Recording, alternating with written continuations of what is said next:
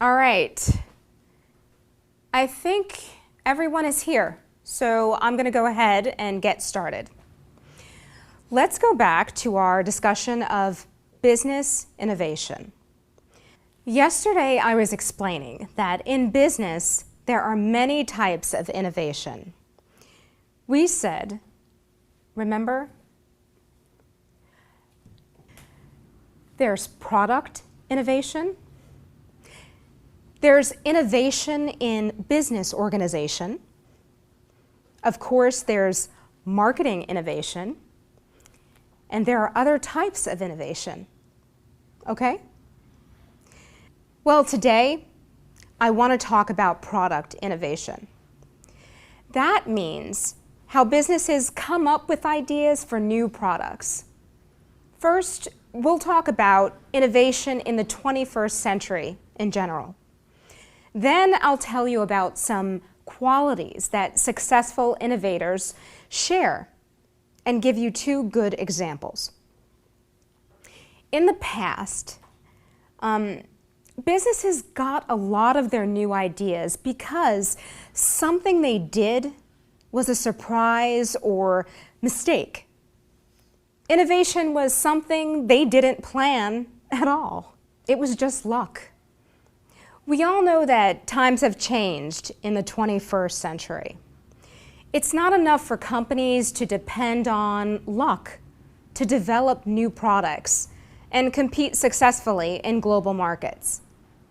In fact, the research shows us that the best companies make innovation a large part of their business.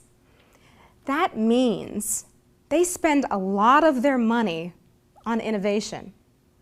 And that is exactly the opposite of waiting for luck to happen, right?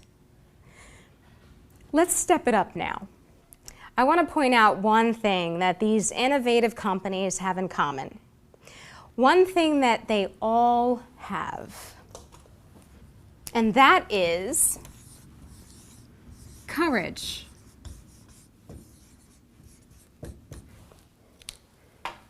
Courage. What I'm saying is, these companies aren't afraid to take risks. These companies are constantly trying new ideas. And even though they know that many of their ideas are going to fail, the business experts say that these companies make their own luck. They make their own luck. They are risk takers, to put it simply. So, let's take a look at a couple of successful, innovative companies, meaning companies that are creating new products and are doing well. A great example for us to talk about is Apple Computers.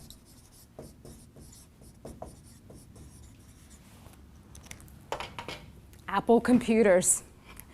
Apple is a company, a computer company in California. Maybe you've heard of them.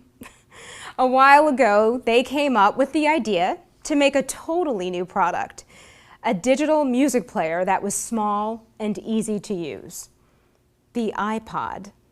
Steve Jobs, he was the CEO of Apple. Steve Jobs realized it wasn't enough to create a fun little machine for music. People still needed a reason to buy it. So, he asked his company to think outside the box. He wanted his people to come up with a way for customers to use this little machine to get music out of their computers and the internet.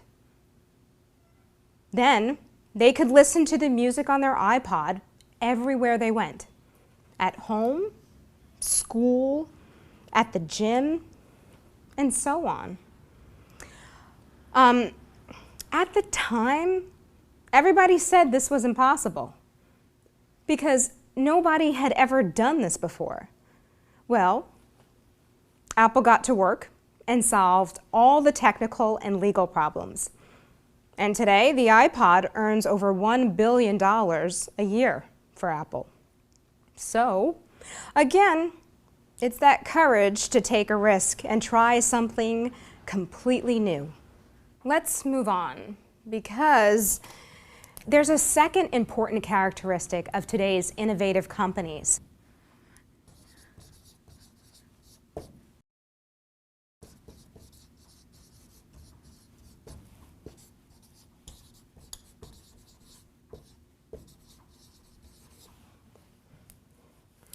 And that is that they think about their product in a new way.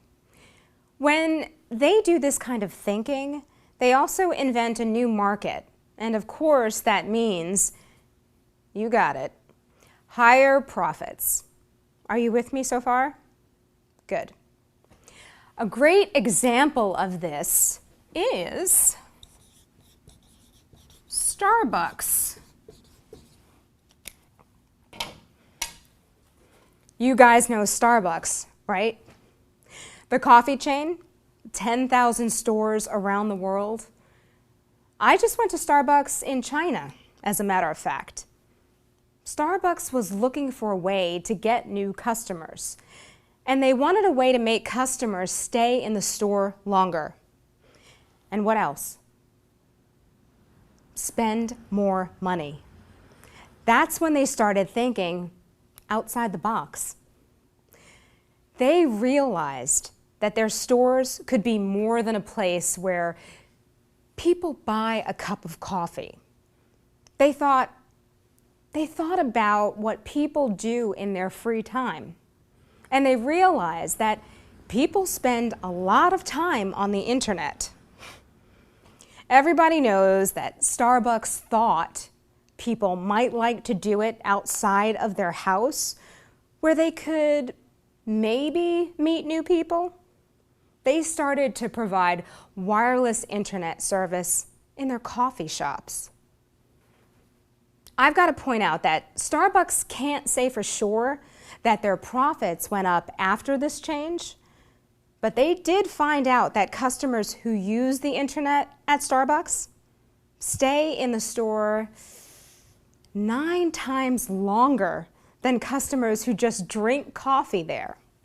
So probably they spend more money at Starbucks too. It's an example of how a totally new idea can change a business.